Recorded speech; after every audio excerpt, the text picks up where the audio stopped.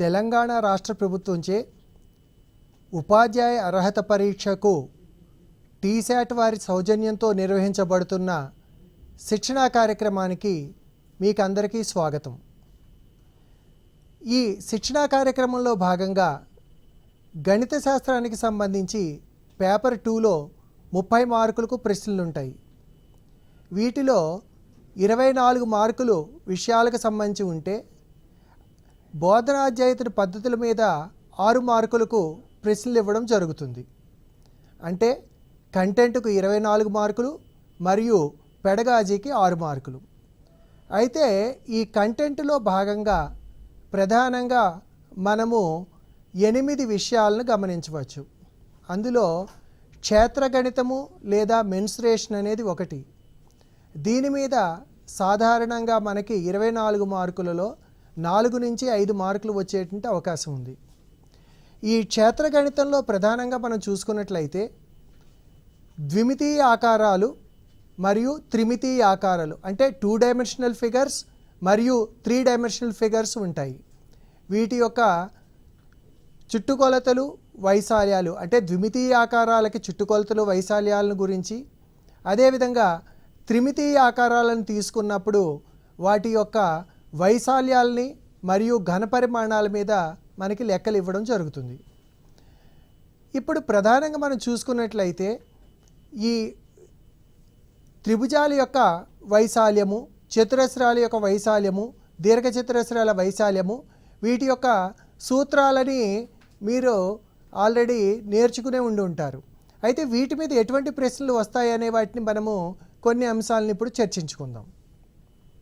ఉదాహరణకి చూడండి, ఒక త్రిభుజము యొక్క భూమి 12 సెంటీమీటర్లు మరియు దాని ఎత్తు 6 సెంటీమీటర్లు.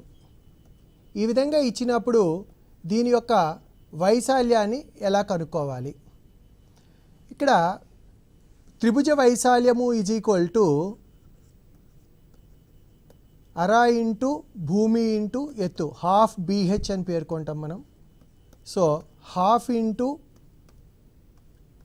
భూమి 12 సెంటీమీటర్లు ఇంటూ ఎత్తు 6 సెంటీమీటర్లు.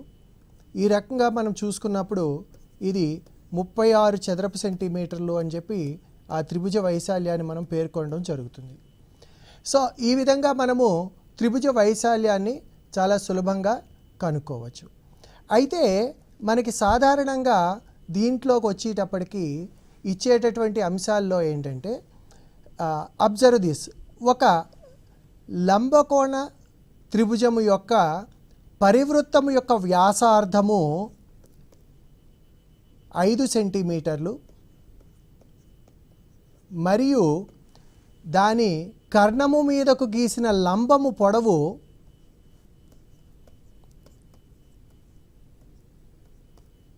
4 సెంటీమీటర్లు అయినట్లయితే ఆ లంబకోణ త్రిభుజం యొక్క వైశాల్యం కనుక్కోండి అని ఇవ్వడం జరుగుతుంది. ఇక్కడ త్రిభుజాల్లోకి వచ్చినప్పటికీ ఈ circumcircle, if you observe, circumcircle means it is the circle passing through the vertices of a triangle. అంటే ఒక త్రిభుజం యొక్క శీర్షాల గుండా పోయే వృత్తాన్ని పరివృత్తం అంటాం.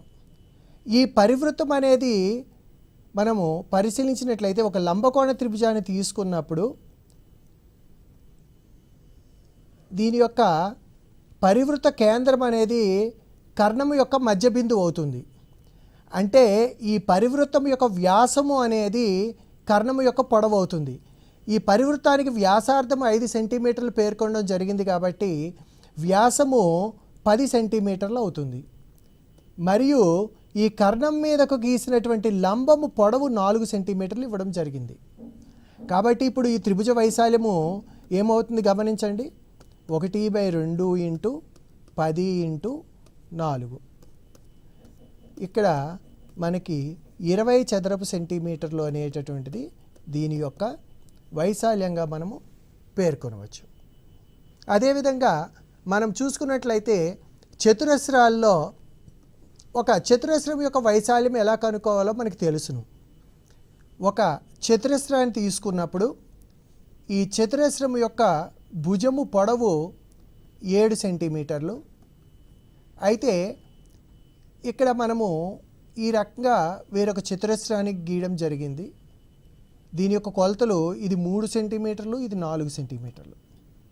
అయితే ఈ లోపల ఉన్నటువంటి షేడ్ చేయబడినటువంటి చతురస్రం యొక్క వైశాల్యము ఎంత అంటే ఇక్కడ మనం గమనించుకున్నట్లయితే ఈ బయట ఉన్నటువంటి చతురస్రానికి మొత్తం భుజం పొడవు 7 సెంటీమీటర్లు కాబట్టి ఇక్కడ ఇవన్నీ కూడా 4 లంబకోణ త్రిభుజాలు ఏర్పడతాయి. ఇప్పుడు పైథాగరస్ సిద్ధాంతాన్ని మనం ఉపయోగించుకున్నట్లయితే దీని భుజం పొడవు ఎంత అవుతుంది గమనించండి. లోపల దీర్ఘచతురస్రం భుజం పొడవు ఎంత అవుతుంది అంటే x² = 3² + 4².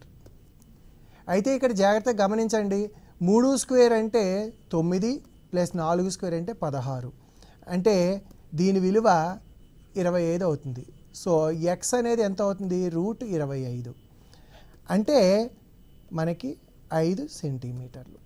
అంటే ఇప్పుడు లోపల షేడ్ చేయబడినటువంటి చతురస్రం యొక్క భుజము కొలత 5 సెంటీమీటర్లు. మరి ఆ షేడ్ చేయబడిన చతురస్రం యొక్క వైశాల్యం ఎంత అవుతుంది గమనించండి. వైశాల్యము 5² అంటే 25 చదరపు సెంటీమీటర్లు అని చెప్పి మనము దీని యొక్క వైశాల్యాన్ని సులభంగా కనుక్కోవచ్చు.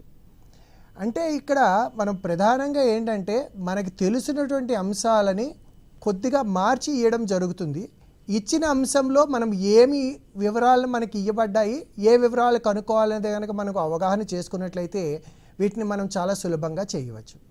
ఇప్పుడు ఉదాహరణకి చూడండి, ఒక చతురస్రాన్ని తీసుకున్నప్పుడు ఈ చతురస్రం యొక్క 4 భుజాలని తాకేటట్లుగా లోపల ఒక వృత్తము అంతర్లిఖించబడింది. ఇలా అంతర్లిఖించబడినప్పుడు ఈ చతురస్రం యొక్క భుజము కొలత 7 సెంటీమీటర్లు ఉన్నట్లయితే ఈ వృత్తముచే ఆవరించబడిన ప్రాంతాన్ని వదిలిపెట్టుకుంటే ఈ చతురస్రంలో వృత్తము భాగాన్ని తీసివేయగా మిగిలినటువంటి ప్రదేశం యొక్క వైశాల్యం ఎంత అంటే what is the area of the square that is not covered by the circle. అంటే వృత్తము చేత ఆవరించబడని చతురస్రం యొక్క వైశాల్యము ఎంత అని చెప్పేసి ప్రశ్న అడగడానికి అవకాశం ఉంది. అంటే ఇక్కడ మనం ఏం చేయాలి ఒకసారి గమనించండి. మొట్టమొదట చతురస్రం యొక్క వైశాల్యం కనుక్కోవాలి, దాని నుంచి ఆ వృత్తము యొక్క వైశాల్యాన్ని తీసేయాలి. అయితే ఇక్కడ మనకి ఈ చతురస్రానికి వృత్తానికి మధ్య ఏ రకమైన సంబంధం ఉంటుంది, ఎందుకంటే చతురస్ర వైశాల్యం అంటే భుజము కొలత ఇచ్చారు కాబట్టి మనం కనుక్కోగలుగుతాం. మరి వృత్తం యొక్క వైశాల్యాన్ని ఎలా కనుక్కోవాలి అంటే ఇక్కడ మనం గమనించుకున్నట్లయితే ఈ చతురస్రం యొక్క భుజము పొడవు వృత్తం యొక్క వ్యాసానికి సమానం అవుతుంది. అంటే వృత్త వ్యాసార్థం ఎంత అవుతుందన్నమాట 7/2 అవుతుంది, 7/2 సెంటీమీటర్లు. అప్పుడు చతురస్ర వైశాల్యము మైనస్ వృత్త వైశాల్యం అనేది షేడ్ చేయబడిన భాగం యొక్క వైశాల్యం అవుతుంది. సో చతురస్ర వైశాల్యం అంటే 7 సెంటీమీటర్లు హోల్ స్క్వేర్ మైనస్ వృత్త వైశాల్యము πr² అని మనకు తెలుసును. సో π అంటే 22/7 ఇంటూ r ఎంత వచ్చింది మనకి ఇప్పుడు 7/2 సెంటీమీటర్లు. కాబట్టి 7/2 ఇంటూ 7/2 అవుతుంది, అంటే 49 మైనస్ ఇక్కడ చూడండి 22లో 11 సార్లు, అలాగే 7ని భాగిస్తుంది అంటే 77/2 అంటే 38.5 చదరపు సెంటీమీటర్లు అవుతుంది. ఈ రకంగా మనము దీని యొక్క వైశాల్యాన్ని కనుక్కోవచ్చు. అయితే ఇక్కడ మీరు జాగ్రత్తగా గమనించాల్సినటువంటి విషయం ఏంటంటే ఇదే లెక్కని అనేక రకాలుగా అడగడానికి అవకాశం ఉంది. ఎలా ఉందో చూపిస్తాను చూడండి. ఇప్పుడు ఇక్కడ కంప్లీట్గా వృత్తాన్ని గీయడం, ఇప్పుడు ఇదే చతురస్రంలో 7 సెంటీమీటర్లు ఉంటుంది. ఆ వృత్తాన్ని నిలువుగా కత్తిరించుకుని ఈ 2 అర్ధవృత్తాలని ఇలాగ అమర్చి దీని యొక్క వైశాల్యాన్ని కనుక్కోమని అడగచ్చు. చూడండి, find the area of the shaded region. Here we can observe that these are 2 semicircles and these 2 semicircles together will form 1 circle. అంటే ఈ 2 అర్ధవృత్తాలని కనుక మనం ఒకదానితో ఒకటి చేర్చినట్లయితే అది ఒక వృత్తాన్ని ఏర్పరుస్తుంది. అంటే ఇందాక మనం చెప్పుకున్నటువంటి లెక్క ఇది సేమ్ ఒకటే అన్నమాట. అంటే ఈ 2 అర్ధవృత్తాలని కనుక మనము సరిగ్గా అమర్చుకున్నట్లయితే వృత్తం అవుతుంది. అంటే చతురస్ర వైశాల్యం మైనస్ వృత్త వైశాల్యమే అవుతుంది.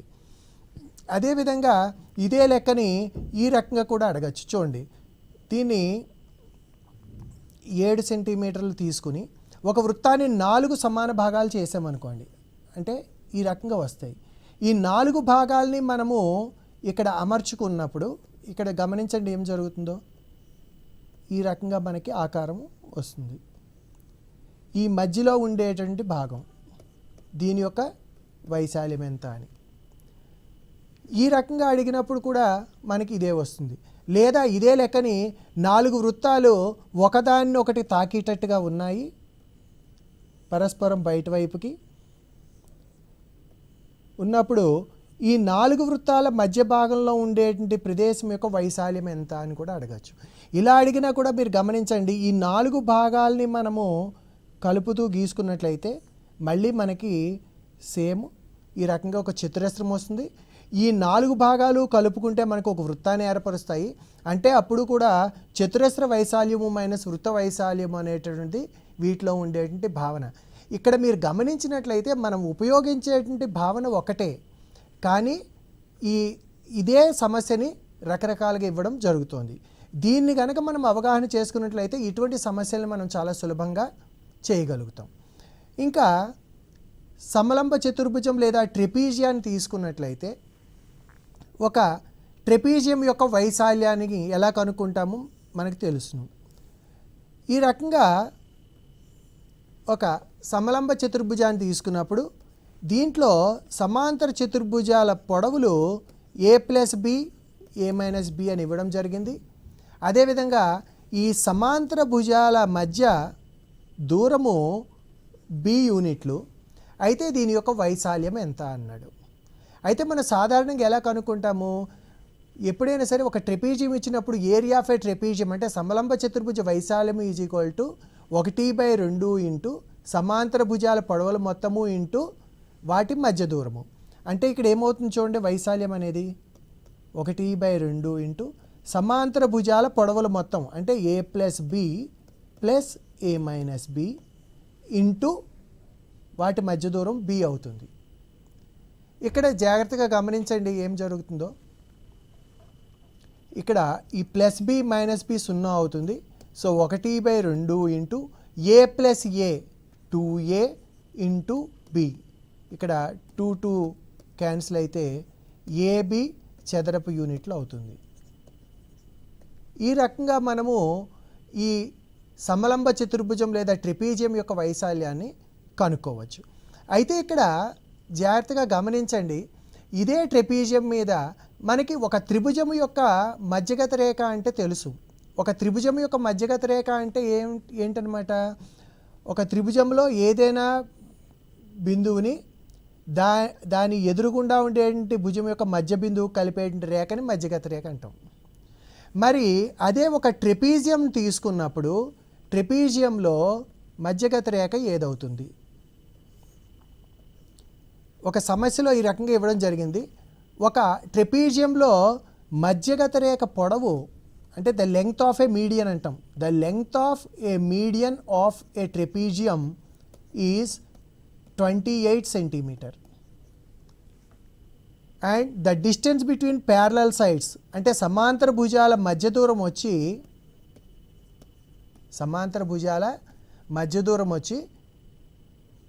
7 సెంటీమీటర్లు. అయితే ఈ ట్రెపీజియం యొక్క వైశాల్యం కనుక్కోండి అని ఇవ్వడం జరుగుతుంది. మరి దీన్ని ఎలా కనుక్కోవాలి? మనకి సాధారణంగా సమలంబ చతుర్భుజం యొక్క వైశాల్యం అనగానే ఏమనుకుంటాం మనం, 1/2 ఇంటూ a+b ఇంటూ h. ఇది మనం ఉపయోగించుకునేటువంటి సూత్రం. అయితే ఇక్కడ కొంచెము జామెట్రీ యొక్క భావనలు అవసరమవుతాయి. ఒక ట్రెపీజియంకి వచ్చినప్పటికీ మీడియన్ అంటే మధ్యగత రేఖ అంటే ఈ సమాంతరంగా లేనటువంటి భుజాల యొక్క మధ్య బిందువులను కలిపేటటువంటి రేఖని మధ్యగత రేఖ అంటాం మనం. అయితే ఈ మధ్యగత రేఖ అనేది ఎలా ఉంటుందంటే ఇది a ఇది b అయినట్లయితే కనుక దీని యొక్క పొడవు a+b/2 అవుతుంది. అంటే ఇప్పుడు ఇక్కడ ఏమవుతుందన్నమాట, ఈ సూత్రంలో a+b/2 అనేటటువంటిది మధ్యగత రేఖ యొక్క పొడవు అవుతుంది. అదేవిధంగా వాటి మధ్య దూరము h అవుతుంది. సో ఇక్కడ వాడు ఇచ్చినటువంటిది ఏమవుతుందన్నమాట 28 ఇంటూ 7 అంటే ఈ రెండు గుణించుకున్నట్లయితే 196 చదరపు సెంటీమీటర్లు అనేటటువంటిది దీని యొక్క వైశాల్యం అవుతుంది. ఈ విధంగా మనము ఈ జ్యామితీయ భావనల సహాయంతో ఇటువంటి సమస్యల్ని మనం చాలా సులభంగా చేయవచ్చు. ఇప్పుడు మరొక సమస్యను చూద్దాం. ఒక దీర్ఘచతురస్రము పొడవు వెడల్పులు 5 సెంటీమీటర్లు 3 సెంటీమీటర్లు. ఇలా ఉన్నటువంటి దీర్ఘచతురస్రంలో 15 వృత్తాలు ఒకదాన్నొకటి స్పర్శించుకునేటట్టుగా గీయబడ్డాయి. ఈ రకంగా ఎన్ని వృత్తాలు గీశారు? 15 వృత్తాలు గీశారు. గీస్తే ఈ మొత్తము ఈ దీర్ఘచతురస్రాకార కాగితంలో వృత్తాలని మినహాయించితే మిగిలినటువంటి భాగం యొక్క వైశాల్యం ఎంత? అంటే ఇప్పుడు ఇటువంటిది చేయడానికి మొట్టమొదట మనకి తెలియాల్సింది ఏంటి అంటే, ఒక వృత్తము యొక్క వ్యాసార్థం తెలిసినట్లయితే అప్పుడు 15 వృత్తాల యొక్క వైశాల్యాన్ని కనుక్కుని దాన్ని దీర్ఘచతురస్ర వైశాల్యం నుంచి తీసేయాలి. సరే, దీర్ఘచతురస్ర వైశాల్యం = 5 × 3 15 చదరపు సెంటీమీటర్లు అనేది మనకు తెలుసు. మరి ఈ వృత్తం యొక్క వ్యాసార్థం ఎంత అవుతుంది? ఇక్కడ 15 వృత్తాలు ఉన్నాయి అంటే ఇక్కడ గమనించినట్లయితే ఇక్కడ వరుసలో 5 వృత్తాలు వస్తాయి. అంటే ఒక్కొక్క వృత్తం యొక్క వ్యాసము 1 సెంటీమీటర్ అవుతుంది. అంటే దీని యొక్క వ్యాసార్థం ఎంత అవుతుందన్నమాట? 1/2 సెంటీమీటర్లు అవుతుంది. ఇప్పుడు దీన్ని ఉపయోగించుకుని మనము దీని యొక్క వైశాల్యాన్ని కనుక్కోవచ్చు.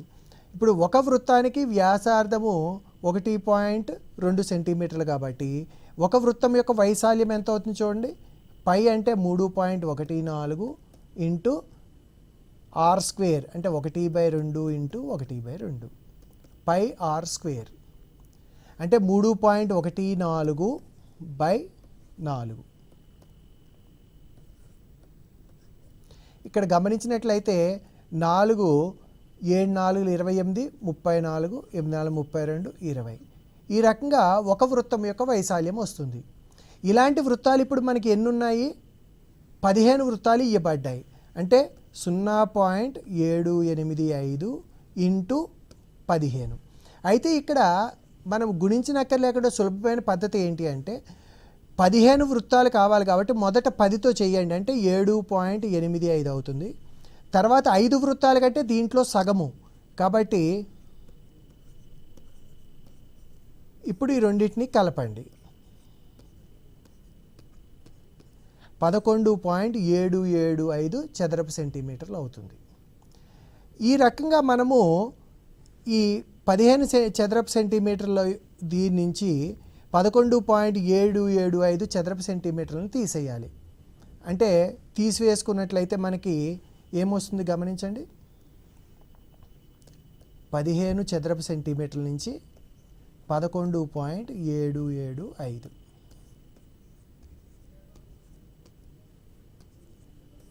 ఈ రకంగా మనము ఆ దీర్ఘచతురస్రాకార కాగితం మీద 15 వృత్తాలని కత్తిరించగా మిగిలినటువంటి కాగితం యొక్క వైశాల్యాన్ని మనము కనుగొనవచ్చు. ఇక్కడ వీటన్నింటిలో ఉపయోగించేటువంటి భావనలను కనుక మనం అర్థం చేసుకున్నట్లయితే చాలా సులభంగా ఇటువంటి లెక్కలను మనం చేయగలుగుతాం. అదే ఇంకా మనం చూసినట్లయితే ఇందాక ఒక వృత్తం అనేది చతురస్రం లోపలికి అంతర్లిఖించబడి ఉంది. అదే ఒకవేళ బయట వైపుకి ఉన్నట్లయితే అప్పుడు ఈ చతురస్రానికి వృత్తానికి మధ్య ఉండేటువంటి సంబంధం ఏంటి? ఇలా ఉన్నప్పుడు ఈ చతురస్రం యొక్క భుజము కొలత 5 సెంటీమీటర్లని ఇచ్చాడు అనుకుందాం. ఇచ్చినప్పుడు మరి ఈ చతురస్రముచే ఆవరించబడని వృత్తం యొక్క వైశాల్యం ఎంత? ఇలాగ ఇచ్చినప్పుడు ఇక్కడ మళ్ళీ మనకి వృత్తం యొక్క వ్యాసార్థం కావాలి. ఇందాక ఏంటంటే అంతర్లిఖించబడినప్పుడు చతురస్రం యొక్క భుజము వృత్తం యొక్క వ్యాసం అవుతుందని చెప్పుకున్నాం. ఇలా ఉన్నప్పుడు ఈ చతురస్ర భుజము కొలత వృత్తం యొక్క వ్యాసానికి సమానం అవుతుందని చెప్పుకున్నాం. మరి ఇక్కడ వ్యాసము ఏమవుతుందంటే ఈ చతురస్రం యొక్క కర్ణానికి సమానం అవుతుంది. Diagonal of square is equal to diameter of circle. అంటే ఈ చతురస్రం యొక్క కర్ణము వృత్తం యొక్క వ్యాసానికి సమానం అవుతుంది. చతురస్రం యొక్క భుజము 5 సెంటీమీటర్లు కాబట్టి కర్ణము 5√2 అవుతుంది. ఇది వ్యాసం అవుతుంది. వ్యాసార్థము అంటే ఇందులో సగము, అంటే ఆర్ విలువ ఎంత అవుతుంది అన్నమాట, 5√2/2. సో ఈ రకంగా మనము వృత్తం యొక్క వైశాల్యం కనుక్కొని, అంటే ఇప్పుడు ఏం చేయాలన్నమాట, వృత్త వైశాల్యము మైనస్ చతురస్ర వైశాల్యము. వృత్త వైశాల్యం ఎంత అవుతుంది ఇప్పుడు, π × 5√2/2 హోల్ స్క్వేర్ మైనస్ 5². ఈ రకంగా మనము ఈ షేడ్ చేయబడిన ప్రదేశం యొక్క వైశాల్యాన్ని కనుక్కోవచ్చు. ఇక్కడ మనం గమనించినట్లయితే 5² అనేది కామన్ తీసుకోవచ్చు. కామన్ తీసుకున్నట్లయితే π అంటే 3.14 తీసుకోవచ్చు. √2 హోల్ స్క్వేర్ 2/2² 4 అవుతుంది, మైనస్ 5². ఇక్కడ 2ని ఇక్కడ తీసుకున్నట్లయితే, సో 5² కనుక మనం కామన్ తీసుకున్నట్లయితే 1.57 మైనస్ 1 అంటే 0.57. అంటే ఈ రెండు గుణించుకున్నట్లయితే ఇన్ని చదరపు సెంటీమీటర్లు అనేటువంటిది మనకి వైశాల్యం వస్తుంది. ఈ రకంగా మనము ఈ సమతల పటాల యొక్క వైశాల్యాలు. అయితే వీటిలో ఇంకా ఏంటంటే సాధారణంగా మనకి చుట్టుకొలతని కనుక పెంచినట్లయితే ఆ చుట్టుకొలతలో పెరుగుదల మూలంగా వైశాల్యంలో పెరుగుదల ఎంత వస్తుంది, ఇటువంటి ప్రశ్నలు కూడా వచ్చేటటువంటి అవకాశం ఉంది. ఇప్పుడు అదేవిధంగా మనము ఇక్కడ గమనించండి, ఒక చతురస్రం యొక్క భుజము కొలతని 50% పెంచితే దాని చుట్టుకొలతలో పెరుగుదల ఎంత శాతం ఉంటుంది, చుట్టుకొలతలో పెరుగుదల శాతం ఎంత?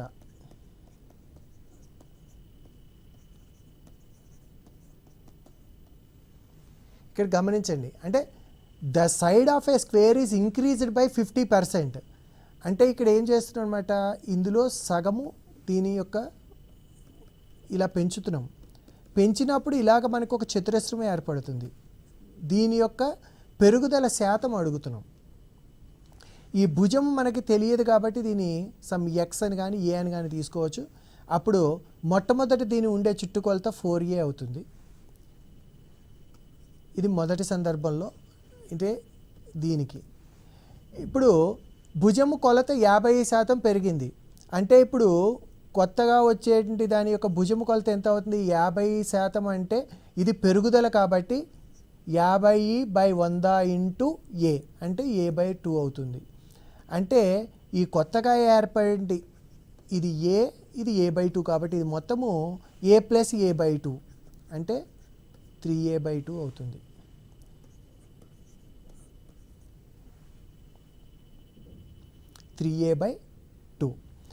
ఇప్పుడు దీని నుంచి చుట్టుకొలతలు లెక్క కట్టుకోవాలి.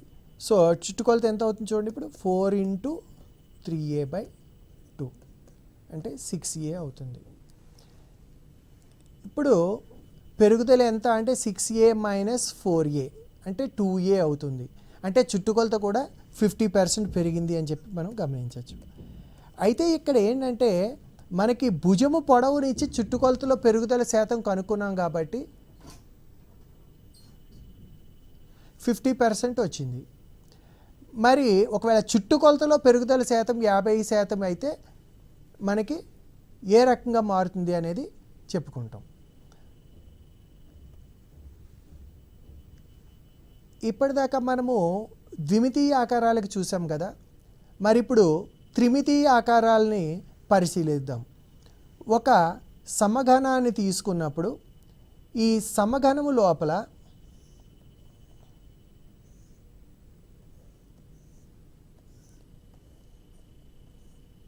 ఈ సమఘనము యొక్క భుజము పొడవు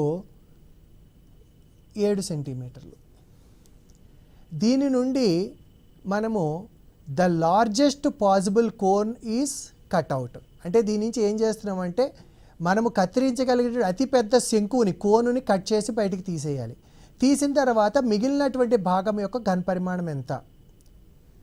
the side of a cube or the edge of a cube is 7 centimetre. The largest possible cone is cut out from this or carved out from this. Then what is the resultant volume of the solid. ఇలాగ ఇచ్చినప్పుడు మనం ఇక్కడ గమనించుకున్నట్లయితే ఇక్కడ ఇందాక మనం చెప్పుకున్నటువంటి భావన ఏదైతే ఉందో అది ఇక్కడ మనకి ఉపయోగపడుతుంది. ఇక్కడ ఈ శంకుని మనం తీసుకున్నట్లయితే ఈ శంకు యొక్క భూమి ఇది ఇందాక మనం చెప్పుకున్నటువంటి ఈ చతురస్రము లోపల వృత్తం ఉండేటువంటి భావనలా ఉంటుంది. ఇక్కడ దీని యొక్క భుజము 7 సెంటీమీటర్లు. ఇందాక మనం దీన్ని చెప్పుకున్నాం కదా, కాబట్టి ఇప్పుడు దీని యొక్క వ్యాసార్థం ఎంత అవుతుంది? 7/2 అవుతుంది. ఇప్పుడు ఈ సమఘనము యొక్క ఘనపరిమాణం అంటే ఏ క్యూబ్ అంటే 7 క్యూబ్ అవుతుంది. మైనస్ ఇందులోంచి ఇప్పుడు ఈ శంకు యొక్క ఘనపరిమాణాన్ని తీసేయాలి. శంకు యొక్క ఘనపరిమాణం అంటే 1/3 పై r². r అంటే 7/2 ఇంటూ 7/2. మరి హెచ్ ఎంత అవుతుంది ఇక్కడ గమనించండి. ఇది హెచ్ అవుతుంది. అంటే ఈ సమఘనము యొక్క భుజము కొలత ఏదైతే ఉందో అది దీని యొక్క ఎత్తు అవుతుంది.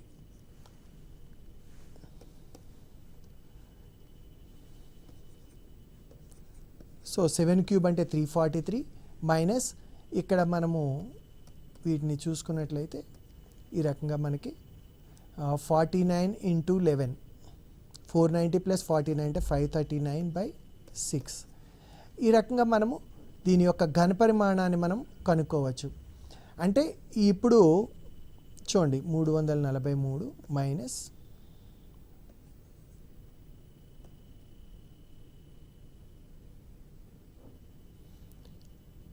539ని 6 తోటి 8 6 48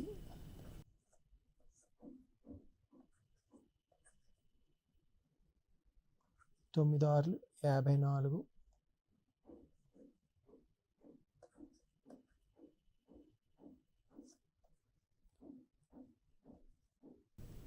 48 అంటే సుమారుగా 89.8. అంటే ఇక్కడ మనము 90 100 అంటే ఇక్కడ 343.00లోంచి 89.8ని తీసేయాలి.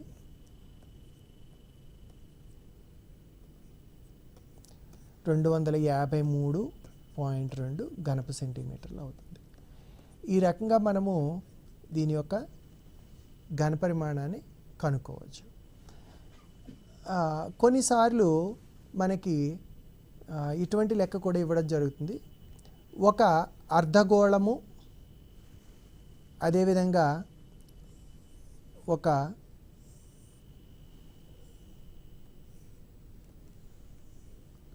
శంకువు స్తూపము ఈ మూడు కూడా ఒకే భూమి మరియు ఒకే ఎత్తుల మధ్యలో ఉన్నాయి.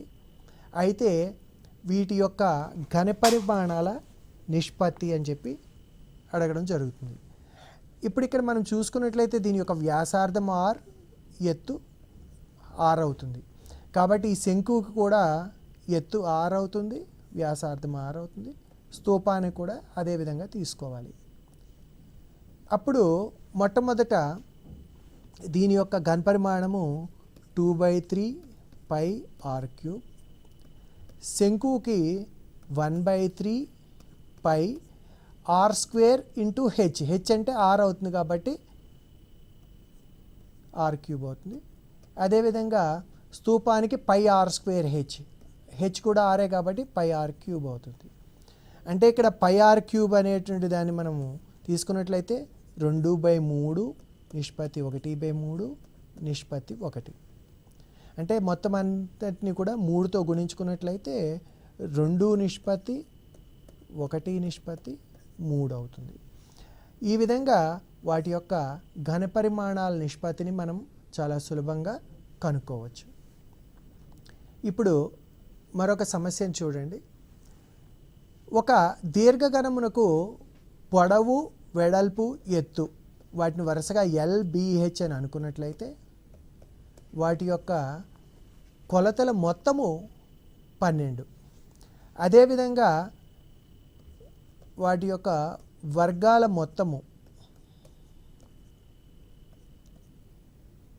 50 అయినట్లయితే ఆ దీర్ఘఘనము యొక్క సంపూర్ణతల వైశాల్యం టోటల్ సర్ఫేస్ ఏరియా ఎంత అని చెప్పి ఇవ్వడం జరుగుతుంది. ఇక్కడ ఇది ఆల్జీబ్రా తోటి అనుసంధానమై ఉంటుంది. దీన్ని మనం ఏ రకంగా చేస్తాం అన్నమాట. మనకి TSA is equal to 2 into LB plus BH plus LH అవుతుంది. ఇక్కడ దీన్ని మనము L plus B plus H whole square minus of L square plus B square plus H square. So ఇక్కడ ఏమవుతుందంటే 12 స్క్వేర్ అంటే 144 మైనస్ 50. ఈ రకంగా మనము దీన్ని కనుక్కోవడం జరుగుతుంది. సో ప్రధానంగా మనము ఈ క్షేత్రగణితాన్ని తీసుకున్నట్లయితే క్షేత్రగణితంలో ఈ వైశాల్యాలు, చుట్టుకొలతలు, ఈ సమలంబ చతుర్భుజము, చతురస్రము, వృత్తము వీటికి సంబంధించిన వైశాల్యాలు, చుట్టుకొలతలు, అదేవిధంగా దీర్ఘఘనము, సమఘనము వీటి యొక్క పక్కతల వైశాల్యం, వక్రతల వైశాల్యం, సంపూర్ణతల వైశాల్యము, ఘనపరిమాణము వీటికి సంబంధించినటువంటి ప్రశ్నలు సాధారణంగా రావడం జరుగుతుంది. వీటిని చాలా సులభంగా మీరు అధ్యయనం చేయవచ్చు. వీటిని మీరు బాగా సాధన చేసి మంచి మార్కులు తెచ్చుకుంటారని ఆశిస్తున్నాను. మరొక విషయం మీద మరలా మనం చర్చించుకుందాం. అంతవరకు సెలవు. నమస్కారం.